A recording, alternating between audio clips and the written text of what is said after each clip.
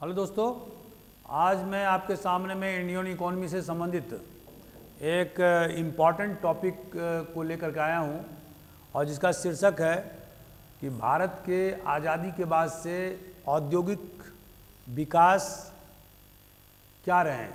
आपको एग्जामिनेशन में ये क्वेश्चन पूछ सकता है कि please evaluate the industrial development after independence.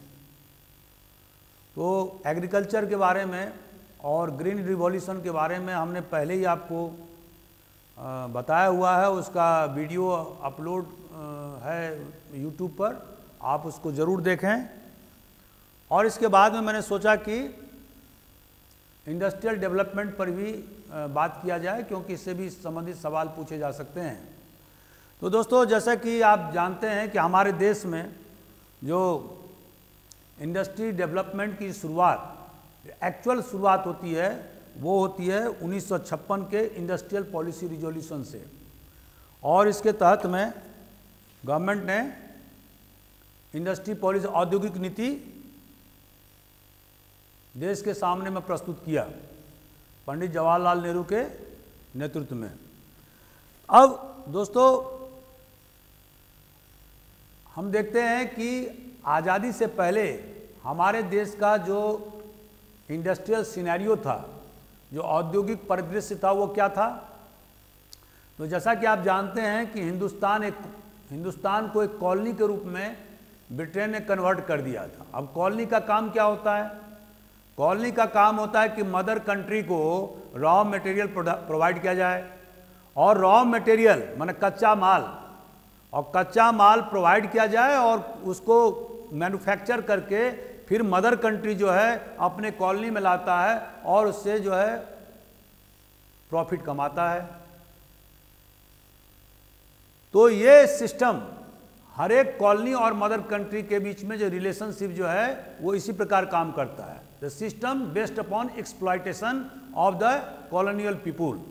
तो जब आज़ादी के पहले हमारे देश में जो औद्योगिक विकास हुआ वो क्या था दोस्तों? जानबूझ करके अंग्रेजों ने कैपिटल गुड्स इंडस्ट्री का विकास हमारे देश में नहीं किया, और इसका परिणाम ये हुआ कि आप देखेंगे कि जब देश आज़ाद हुआ था तो उस समय में जो कंज्यूमर गुड्स इंडस्ट्री था हिंदुस्तान में और जो कैपिटल गुड्स इंडस्ट्री था, उसका जो दोनों का रेशियो था वो था 62 और 38। मतलब कंज्यूमर गुड्स इंडस्ट्री 62 तो कैपिटल गुड्स इंडस्ट्री 38, ये रेशियो था। ये जो इम्बैलेंस था रेशियो का, असंतुलन, इसका प्रभाव क्या पड़ता था? इसका प्रभाव आज़ादी के बाद क्या पड़ा कि जो औद्योगिक देश थे वो क्या करते थे कि कंज्यूमर गुड्स को तो वो आसानी से खरीद लेते थे, सस्ते दामों पर खरीद लेते थे, और हमें कैपिटल गुड्स इंडस्ट्री को आयात करना होता था। और इसका परिणाम क्या होता था कि हमारे पास में फॉरेन एक्सचेंज का सख्त अभाव होता था। तो अभी जो देश आज़ाद होने के बाद में जो फर्स्ट और फॉरमोस्ट जो उद्देश्य था हमारे प्लानर्स का, हमारे योजनाकारों का, वो था कि कैपिटल गुड्स इंडस्ट्री को बढ़ावा दिया जाए, क्योंकि कैपिटल गुड्स इंडस्ट्री या बेसिक इंडस्ट्रीज का अगर हम निर्माण नहीं करेंगे तो दूसरे इंडस्ट्रीज पैदा नहीं हो सकते हैं, जो मैं बता चुका हूं। और इससे दूसरा फायदा भी होगा, देश फॉरेन एक्सचेंज रेट के मामले में, रिजर्व के मामले में भी आत्मनिर्भर बनेगा, सेल्फ सस्टेनिंग इकोनॉमी बनेगा। तो ये दो चीज़ जरूरी था। और दूसरा, जो अंग्रेजों के ज़माने में हम क्या देखते हैं कि पर वर्कर जो कैपिटल जो लगाया था यहां पर, वो बहुत ही पुअर था। वो कैसे पुअर था? अब मैं एक वानगी देता हूं कि अगर आप आयरन एंड स्टील इंडस्ट्री का मान लें तो यूएसए से अगर कंपैरिजन करें तो 1960 के प्राइसेस के हिसाब से 1956 में, तो आप देखेंगे कि जो पर वर्कर जो कैपिटल इन्वेस्टमेंट था इंडिया में, वो था मात्र $5.7 $1,000, $5.7 मैंने 5,000 या 57,000 नहीं 5,000। और अगर यूएसए से कंपेरिजन करेंगे तो क्या था, 32.1 थाउजेंड डॉलर, मैंने $32,000 पर वर्कर इन्वेस्टमेंट। तो एक तो इसका मतलब कि कैपिटल स्कैर्सिटी से हमारा हिंदुस्तान गुजर रहा था। और तीसरा जो इंपॉर्टेंट फैक्टर था वो क्या था, लोपसाइडेड पैटर्न ऑफ इंडस्ट्री। अब दोस्तों यदि आप 1947 से पहले देखेंगे तो हिंदुस्तान में या तो लार्ज स्केल इंडस्ट्री था या स्मॉल स्केल इंडस्ट्री था, लेकिन मीडियम साइज इंडस्ट्री का पूरी तरह से अभाव था। तो इन सब जो हमारे इंडस्ट्री में जो बहुत सारे जो विरोधाभास तत्व थे उसको दुरुस्त करने के लिए इंडस्ट्रियल पॉलिसी रिजोल्यूशन 1956 में लाया गया। अब इस 70 साल के दरमियान हमने क्या क्या विकास किया, तो सबसे पहला जो विकास था कि वो ये है कि इंडस्ट्री के फ्रंट पर मैं एक बात और बता देना चाहता हूं कि हिंदुस्तान की सरकार ने इंडस्ट्री पर इतना ज़्यादा फोकस क्यों किया। उसका रीज़न ये था कि उन्होंने जब देखा समग्र रूप से तो जो डेवलप कंट्री थे उनमें जो जितना डेवलप कंट्री था उसका इंडस्ट्री डेवलपमेंट भी उतना ही था। अगर आप अमेरिका का, ब्रिटेन का, बेल्जियम का या अन्य कोई कंट्री का जो डेवलप विकसित देश हैं तो वहाँ पर जो पर कैपिटा इनकम है और जो इंडस्ट्रियल प्रोडक्शन है या ग्रोथ है, दोनों में आपको एक कनेक्टिविटी मिलता है। इवन चाइना में जहाँ पर, और दूसरी बात क्या पाया जाता है कि एग्रीकल्चर का हिस्सा जीडीपी में धीरे धीरे कम होता जाता है। इवन चाइना में जो एक डेवलपिंग कंट्री है, अभी आप देखेंगे कि मात्र 10% लोग, और अगर आज की तारीख का हिसाब, ये तो मैं 2012-14 की बात बता रहा हूँ, अगर 2020 के हिसाब से अगर आप देखें तो मात्र 9% जो है इनकम एग्रीकल्चर से जनरेट हो रहा है उसके टोटल इकोनॉमी में। तो हमारे यहाँ वो 2009 के हिसाब से 17%, और अभी अगर आप हिसाब लगाएंगे तो 14-15% जो है वो जीडीपी में हमारे एग्रीकल्चर का शेयर है। अगर टोटल लोगों का जो एम्प्लॉयमेंट देखेंगे तो आप देखेंगे कि अमेरिका में मुश्किल से 2% लोग जो है एग्रीकल्चर में एम्प्लॉयड हैं, जो खेती कर रहे हैं, क्योंकि हमारे यहाँ क्या है 47% लोग जो है वो खेती पर निर्भर हैं, जो मैं पहले ही बता चुका हूँ। तो इसका मतलब half of the population are dependent upon agriculture. तो हमारे योजनाकारों ने ये देखा कि जो पर कैपिटा इनकम है, अब जैसे कि अमेरिका का अगर पर कैपिटा इनकम लें तो 2008 के मान से हम क्या देखते हैं कि लगभग $46,336 है पर व्यक्ति पर कैपिटा इनकम। और हमारे हिंदुस्तान में क्या है, अगर $1134 पर व्यक्ति पर कैपिटा इनकम है। चाइना का 3,744, ये मैं 2009 के आंकड़े बता रहा हूँ। हालांकि अभी 1134 से हमारे हिंदुस्तान का लगभग $1,500 हो गया है, 1570 या 1580 के लगभग। लेकिन अभी भी पर कैपिटा के हिसाब से देखेंगे तो हमारे हिंदुस्तान के और दूसरे देशों के जो विकसित देश हैं, इवन चाइना का, तो इसमें हम बहुत पीछे हैं। और हमारे प्लानर्स ने देखा कि केवल एग्रीकल्चर के विकास से ही काम नहीं बनेगा, बल्कि हमें इंडस्ट्री पर फोकस करना होगा। और जो अंग्रेजों ने पूरा लॉपसाइडेड एक पक्षीय ग्रोथ करके हिंदुस्तानी इकोनॉमी को एक कॉलोनियल इकोनॉमी के रूप में कन्वर्ट कर दिया था, उसको दुरुस्त करने की आवश्यकता है। और अधिक से अधिक जो है वो इंडस्ट्री पर, और खास करके basic and capital goods industry पर फोकस देने की आवश्यकता है। तो आज़ादी के बाद से हमने क्या खोजा, हमने क्या, हमारा क्या अचीवमेंट रहा, तो हम अभी 10वें नंबर के इंडस्ट्रियलाइज कंट्री हो गए हैं पूरे विश्व में। अगर आप पीपीपी मॉडल से देखें तो हिंदुस्तान अभी 3रे नंबर का कंट्री है। और अगर आप जीडीपी के हिसाब से देखें तो हिंदुस्तान 5वें नंबर का कंट्री है। और कुछ दिनों में ये इंग्लैंड को और बहुत सारे देशों को क्रॉस कर जाएगा। और 7-8 साल के अंदर में हिंदुस्तान जीडीपी के मान से भी तीसरे नंबर का कंट्री हो जाएगा। पहले नंबर पर चाइना, दूसरे नंबर पर अमेरिका और तीसरे नंबर पर इंडिया। कोरोना ने हिंदुस्तान की इकोनॉमी को बहुत ज़्यादा तबाह किया है, तो जो ही कोरोना ख़त्म होगा हिंदुस्तान की इकोनॉमी भी बूम करने लगेगी। तो दोस्तों, पिछले 70 साल के दरमियान हिंदुस्तान में औद्योगिक विकास में क्या रफ्तार रहा, तो सबसे पहले हम देखते हैं डाइवर्सिफिकेशन ऑफ इंडियाज कैपेबिलिटीज़। जो पहले हिंदुस्तान केवल कंज्यूमर गुड्स पैदा करता था, अब हिंदुस्तान जो है वो कंज्यूमर गुड्स तो पैदा करता ही है, साथ साथ वो कैपिटल गुड्स भी पैदा करता है और बहुतायत में करता है। उसने बहुत सारे इंडस्ट्रीज खोल रखे हैं। स्टील के जो उद्योग हैं, जो फैक्ट्रीज हैं, आपको मालूम होगा बोकारो में, भिलाई में, राउरकेला में, सलेम में, दुर्गापुर में और जमशेदपुर में, और छोटे छोटे स्टील इंडस्ट्री तो सैकड़ों जगह स्थापित किए गए। तो ये अब जैसे कि एक उदाहरण अभी बता रहा हूं कि जो 1950-51 में जो फिनिश्ड स्टील था वो हम सिर्फ 1 मिलियन टन मात्र पैदा करते थे। अब हिंदुस्तान जो है वो कितना पैदा कर रहा है 2013-14 में 87.7 मिलियन टन ये हम पैदा कर रहे हैं। ये हमारी बहुत बड़ी उपलब्धि है। उसी तरह से सीमेंट में, एल्युमिनियम में, पेपर में, कमर्शियल व्हीकल में हम मात्र 9000 कमर्शियल व्हीकल 1950-51 में पैदा करते थे या प्रोड्यूस करते थे। अब वो हमारे पास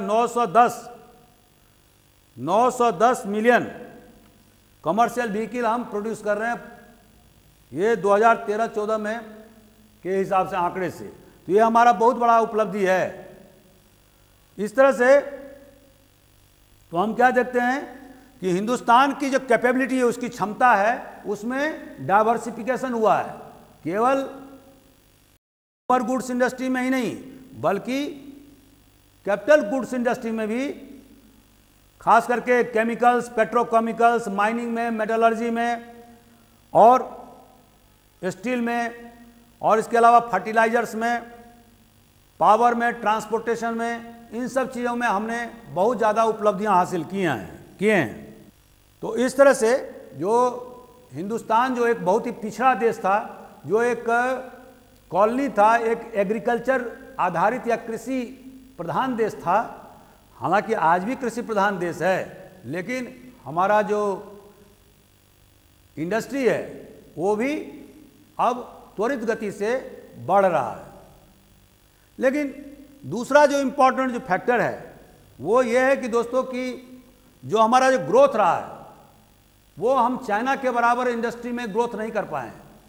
जैसे कि शुरुआती दौर में लगभग 65 ईस्वी तक हम लगभग 14 साल में 1951 से लेकर 1965 तक हमारा जो ग्रोथ रेट था वो 8% था, लेकिन बाद के वर्षों में ये ग्रोथ रेट घटता गया और सिर्फ जो 2006-07 में 2001-02 से लेकर 2006-07 में फिर 8.2% पर एनम ग्रोथ रेट हुआ, और बीच के जो पीरियड थे उसमें कभी 4%, कभी 6%, कभी, तो वो जो है वो हमारे रफ्तार को कम किया है।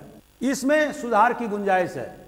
इसमें सुधार की गुंजाइश इसलिए है कि जब तक हमारा ग्रोथ रेट नहीं होगा तब तक उसका फायदा आम जनता को नहीं मिलेगा और देश की तरक्की भी त्वरित गति से नहीं हो पाएगी। तीसरा है growing importance of basic and capital goods industries. अब जैसे कि मैंने आपको बताया कि जो बेसिक और कैपिटल गुड्स इंडस्ट्री के मामले में पहले सिर्फ और सिर्फ जो है हमारा जो इसका जो टोटल एम्प्लॉयमेंट में इसका शेयर जो था वो 25% था। अब बढ़ करके वो आप देखेंगे कि वो 52% के लगभग हो गया है। तो कैपिटल गुड्स इंडस्ट्री में जो जैसे फर्टिलाइजर है, केमिकल्स है, सीमेंट है, नॉन फेरस मेटल्स है, उनका जो पोजीशन है वो बहुत ज़्यादा त्वरित गति से बढ़ा है। और जैसे कि आपको फर्टिलाइजर्स के बारे में मामले में मालूम है कि केवल पोटास को छोड़ करके जो एनपीके कहते हैं, जो कैपिटल का मेन इंग्रेडिएंट है, क्या है, किसान को खेत में फर्टिलाइजर्स या खाद डालने होते हैं तभी उत्पादकता बढ़ती है। तो जैसे आप जानते होंगे एनपीके इसका इंग्रेडिएंट होता है। एनपीके मतलब क्या होता है? Nitrogen, phosphorus and potash. तो आप देखेंगे कि नाइट्रोजन और फास्फोरस के मामले में देश आत्मनिर्भर हो चुका है, केवल पोटास हमको मंगाने पड़ते हैं विदेश से। तो ये बहुत बड़ी उपलब्धि है। इसी तरह से पेस्टिसाइड्स के मामले में जो कीटनाशक पदार्थ होते हैं उस मामले में हमारा देश आत्मनिर्भर हो गया है, और जिसके कारण से जो हमारे देश में जो ग्रीन रिवॉल्यूशन या अभी जो देश के पूर्वी भाग खास करके बंगाल, बिहार और ब्रह्मपुत्र के मैदान में जो राइस उत्पादन के लिए ग्रीन रिवॉल्यूशन लाया जा रहा है, तो उसमें खाद की और पेस्टिसाइड की अहम भूमिका है। हम इंपोर्ट करके, आयात करके और तब ये ग्रीन रिवॉल्यूशन नहीं ला सकते हैं। तो ये अच्छी बात है कि हिंदुस्तान जो है वो एनपीके के मामले में, खास करके एन और पी के मामले में और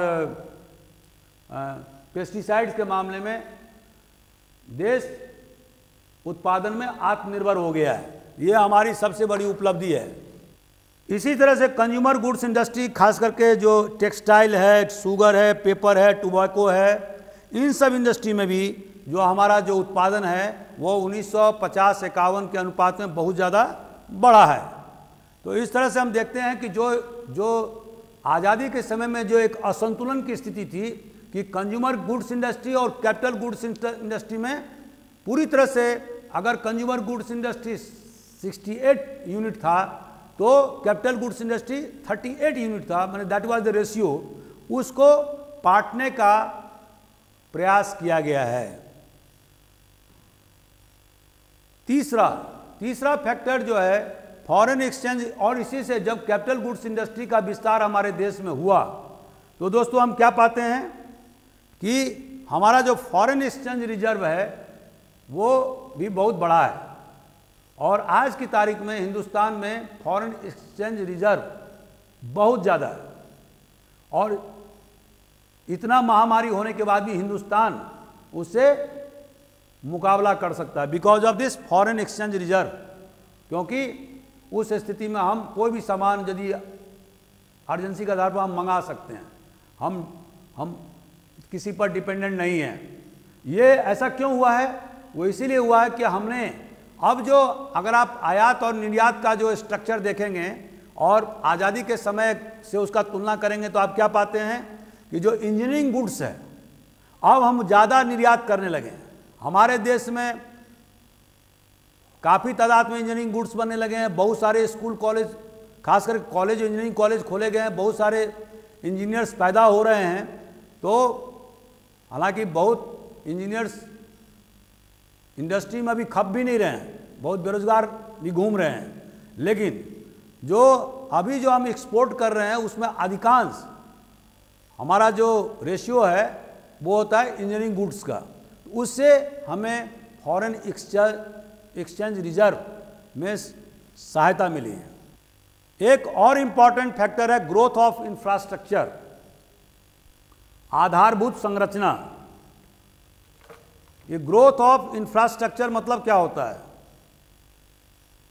कि देखिए दोस्तों, अभी जो भी अगर आप इंडस्ट्री का जो आधारभूत जो स्तंभ है, जो हिंदी में इंफ्रास्ट्रक्चर को बोलते हैं, वो क्या है? बिना रोड के डेवलपमेंट किए हुए,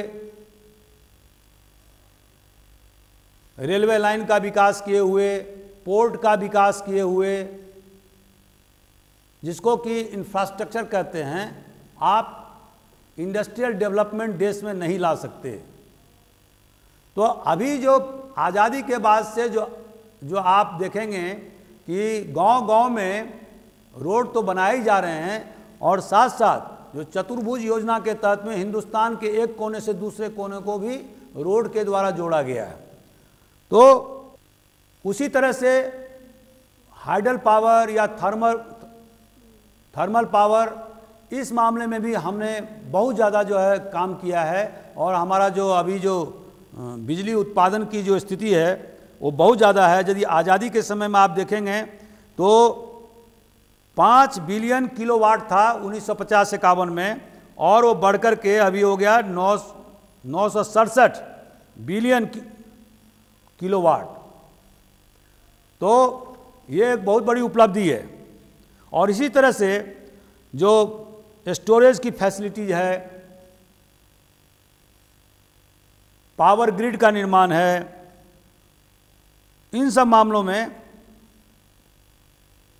हमने बहुत विकास किया है। और इसके अलावा जो सेवा के सेक्टर हैं, जो जिसको टर्सरी सेक्टर कहते हैं, जो बैंकिंग, इंश्योरेंस और इन सब मामलों में भी देश में काफ़ी प्रगति हुई है। तो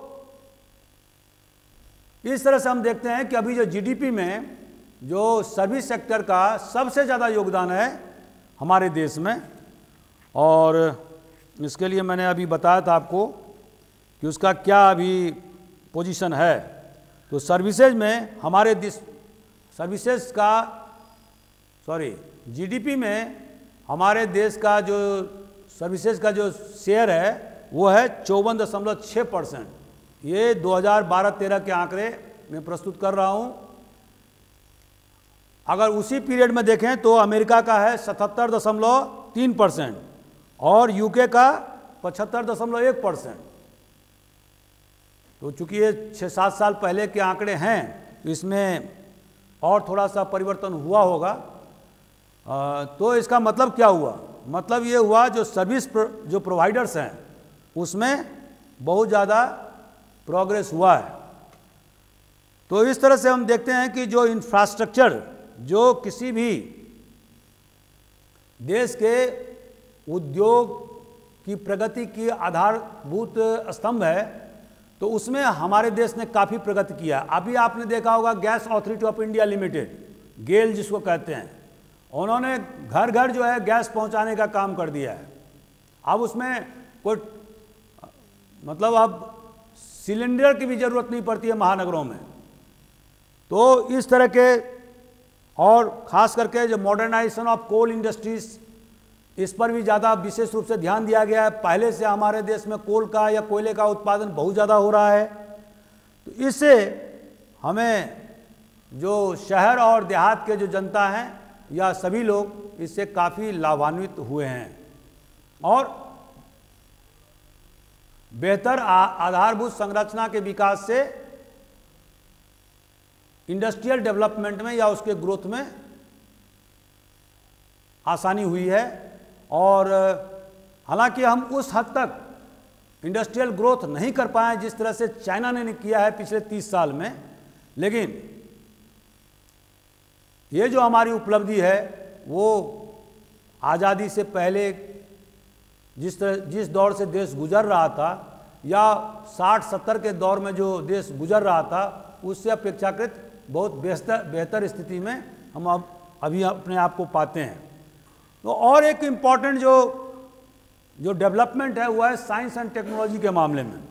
और जैसा कि आप दोस्तों जानते हैं कि साइंस और टेक्नोलॉजी के मामले में हिंदुस्तान जो है वो अभी 3रे नंबर पर है।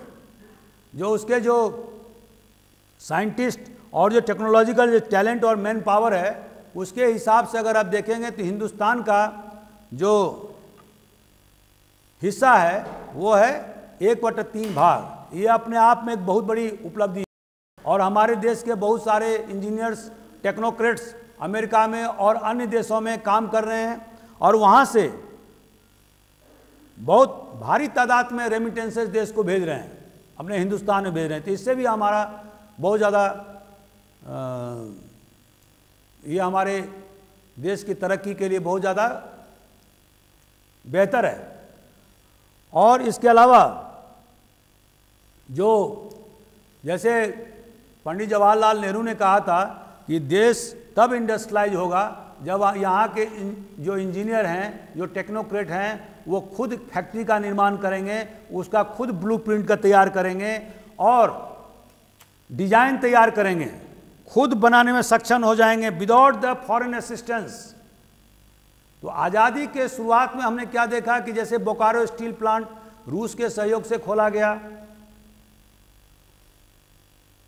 और दुर्गापुर ब्रिटेन के सहयोग से खोला गया, इसी विभिन्न पश्चिमी देशों के सहयोग से जैसे राउरकेला और भिलाई, ये सारे स्टील उद्योग खोले गए दूसरे देशों के मदद से।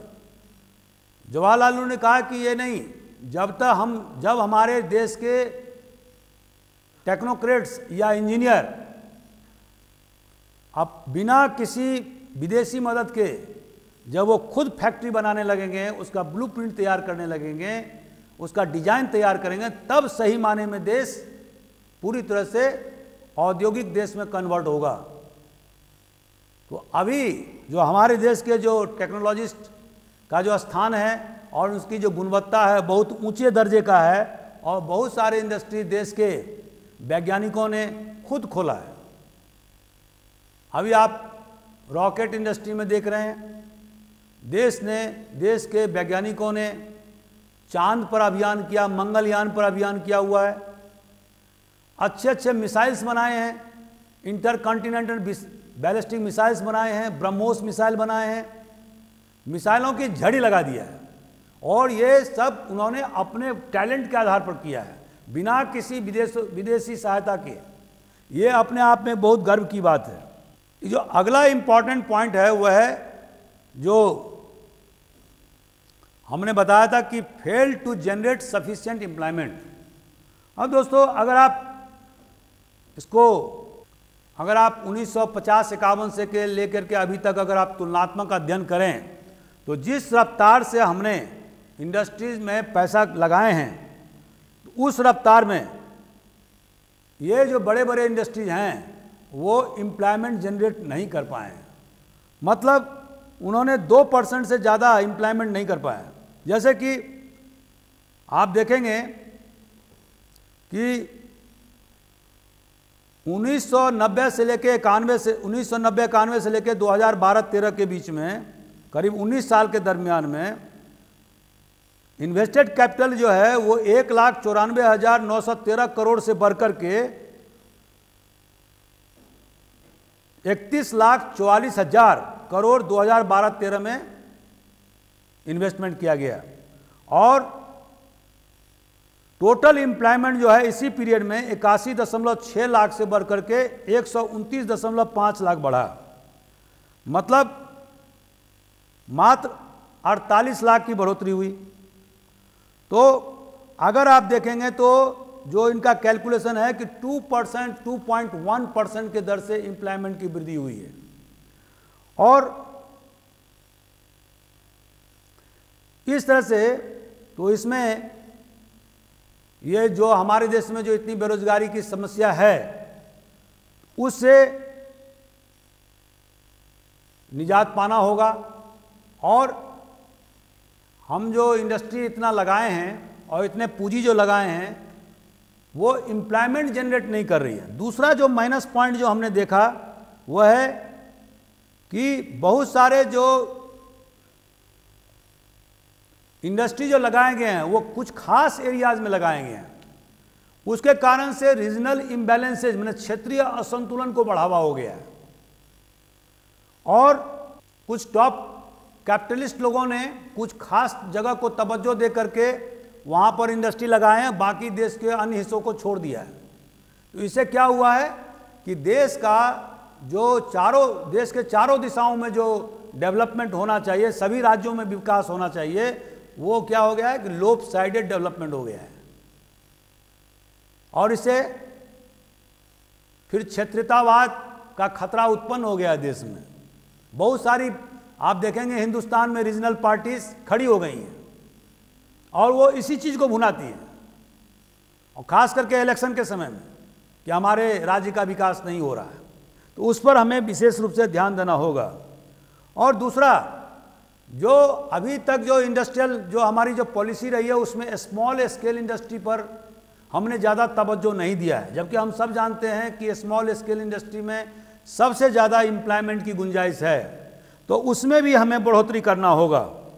और एक बात और है जो लास्ट में मैं कहना चाहता हूं कि जिस प्रकार से देश में इंडस्ट्रियल ग्रोथ होना चाहिए। अगर हम चाइना के कंपैरिजन में देखें, वो ग्रोथ जो हमने अभी बताया था कि कुछ खास समय में ही 8% ग्रोथ हुआ, बाकी समय में जैसे कि अभी हमने बताया था कि 2001-2 से लेकर के 2006-7 के पीरियड में 8% ग्रोथ हुआ, या आज़ादी के बाद से 1951 से लेकर 1964-65 के बीच में 8% ग्रोथ रेट रहा। लेकिन बीच का जो पीरियड है उसमें किसी समय 4%, किसी समय 2%, किसी समय 8%, मैंने 5%।